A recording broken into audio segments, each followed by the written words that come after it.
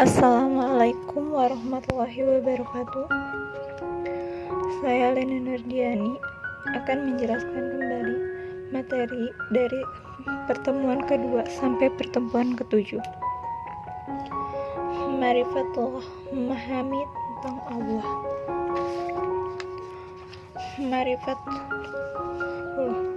Ma'rifah berasal dari kata arafa yarifu, ma'rifah yang berarti mengenal. Jadi ma'rifatullah berarti usaha manusia untuk mengenal Allah Subhanahu wa Ta'ala, Tuhan Sang Pencipta alam semesta, dan yang hanya wajib diibadahi oleh setiap hambanya.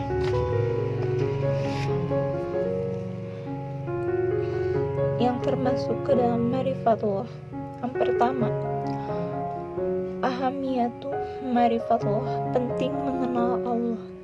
Sebagai manusia sangatlah penting untuk mengenal Allah Subhanahu wa Ta'ala.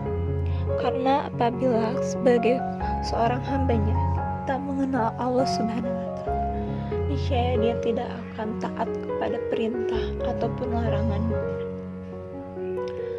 Dengan mengenal Allah, kita akan merasakan merdeka atau kebebasan, tenang, tanpa merasakan khawatir tentang hal apapun.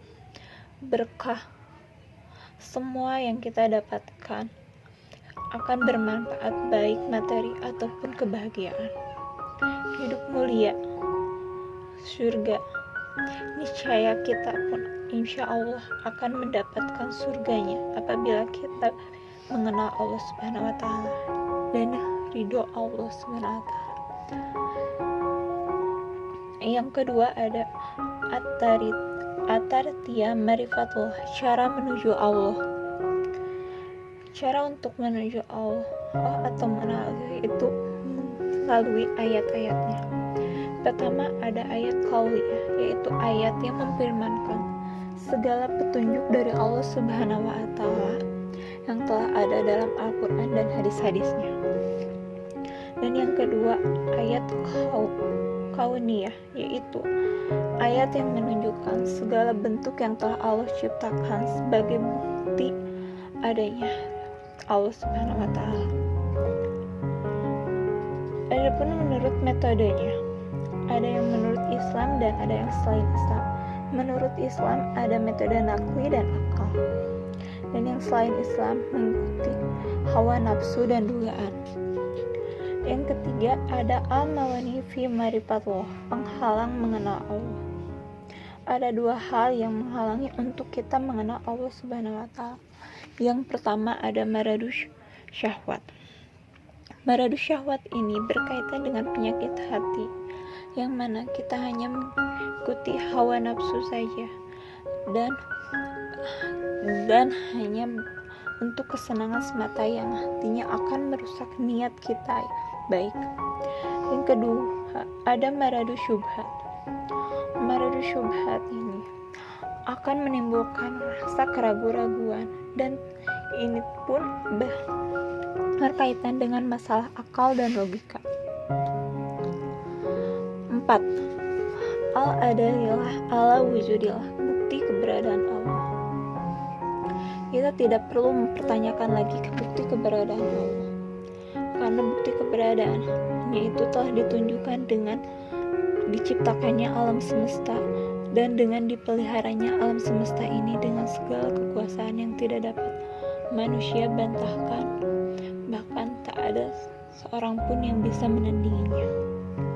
Kelima, tauhidillah, mengesahkan Allah. Tauhidillah berarti menyatukan Allah, mengesahkan Allah atau mengakui bahwa Allah itu satu. Yang termasuk tauhidillah, pertama ada rupiah. Rupiah ini meyakini bahwa Allah sebagai pencipta, penguasa, dan pengatur segala hal yang kita alami. Yang kedua ada mulkiyatullah. Allah maha berkuasa penuh, sehingga Allah lah yang menjadi satu-satunya pelindung, pemimpin, hukum, dan perintah yang harus kita taati. bukan yang lainnya. Ketiga, ada goyatan. Kita hidup di dunia ini dengan segala hal yang kita miliki hanya untuk tidak ada tujuan lainnya, hanya bertujuan untuk menjadi tujuan akhirnya adalah Allah Subhanahu wa Ta'ala sebagai satu-satunya tujuan kita. Tidak ada hal lainnya. Yang keempat, ada ilahan mabuz, Tuhan yang disembah. Tak ada lagi yang wajib kita sembah selain Allah Subhanahu wa Ta'ala, sehingga tidak ada tandingannya yang bisa mengalahkan Allah Ta'ala sebagai ilah yang harus disembah. 6. Ada al-hayat bi jidali tauhid, hidup di bawah naungan tauhid. Hidup mulia hanya akan diraih apabila seorang itu hanya berwala kepada satu Tuhannya, yaitu Allah Subhanahu wa Ta'ala, dan memahami akidah yang benar dan sesuai dengan yang diajarkan Rasulullah SAW tentang zat, sifat, nama-nama, dan af'al atau perbuatan. Macam-macam tauhid, ada asma wa sifat, yang meyakini bahwa hanya Allah lah yang memiliki nama dan sifat-sifat yang sempurna, tidak ada yang lainnya. Yang kedua, ada rububiyah, mentauhidkan Allah dengan segala kejadian yang hanya bisa Allah lakukan, karena Allah lah yang mengatur dan mengubah segalanya. Yang ketiga, ada mulkiyah, mengesahkan Allah bahwa hanya Allah lah satu-satunya pelindung, pemimpin, dan yang berhak mengatur ataupun menghukum hambanya. Yang keempat, ada uluhiyah, mengesahkan Allah bahwa hanya Allah lah yang berhak untuk kita ibadahi.